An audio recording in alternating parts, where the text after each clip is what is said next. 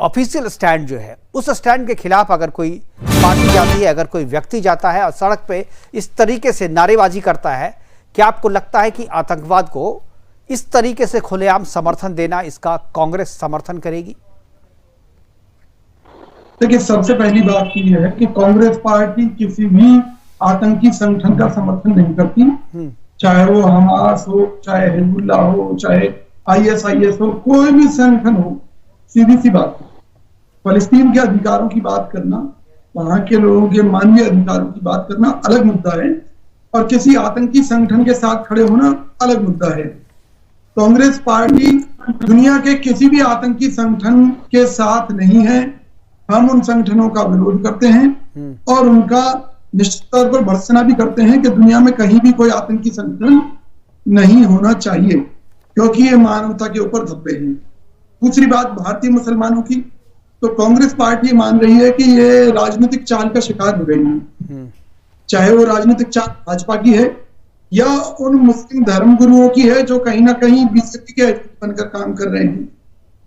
तो सबसे बड़ी बात यह है कि जब यहाँ के मुसलमानों को पाकिस्तान मुसलमान नहीं मानता, अरब कंट्री के मुसलमान नहीं मानते, तो ये बात कर रहे हैं कि हमास की या उनकी मदद करने की, तो निश्चित तौर पर उन परिस्थितियों में हम भारत सरकार से आग्रह करते हैं कि ये जो लोग हमास की मदद करना चाहते हैं, इनको यहाँ भारत से भेज दिया जाए हमास की मदद के लिए फलस्तीन में।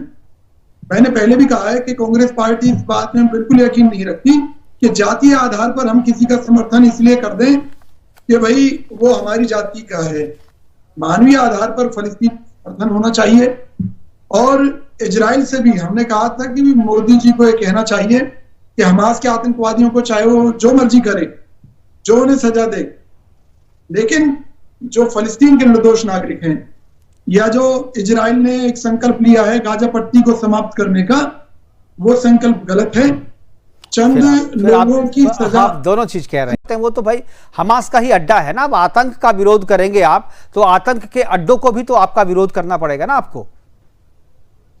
गाजा क्या है? मुकेश भाई जी, मुकेश भाई, ये चैनल बहस के लिए बहुत अच्छा, भाई आपका काम है, लेकिन देश का हित सोचना, देश का हित देखना, कांग्रेस पार्टी का नेता होने के नाते मेरा सर्वोपरि धर्म है। इस देश का नागरिक होने के नाते मेरा फर्ज है कि मैं इस देश के हितों को अपने हर बयान के साथ जोड़ूं। तो कांग्रेस पार्टी का बयान यही है, हमारा बयान यही है कि हम निश्चित तौर पर देश और दुनिया में कहीं भी मानव अधिकारों की अगर बात हो रही है तो हम उसे मानवीय आधार पर देखें, और जहां आतंक जिनको जिनके बारे में कह रहे हैं, बीजेपी तो ऐसे लोगों की पूजा करती है।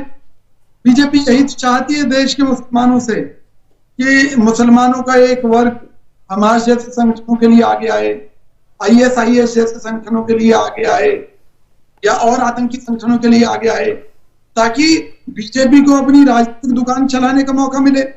अगर सरकार चाहती तो केवल एक सर्कुलर जारी कर देती कि अगर इस देश के अंदर हमास के पक्ष में कोई प्रदर्शन करेगा तो उसके खिलाफ कड़ी कानूनी कार्रवाई होगी, कोई बाहर ना। लेकिन बीजेपी आप तो गजब बात कर रहे हैं विजय जी, लेकिन आप हमास का विरोध तो कीजिए, आप आतंकवादी संगठनों का विरोध तो कीजिए। सुनिए, अगर इजराइल कश्मीर के आतंकी संगठनों का विरोध करेगा तो हम इजराइल के जो आतंकी संगठन है उनका विरोध करेंगे।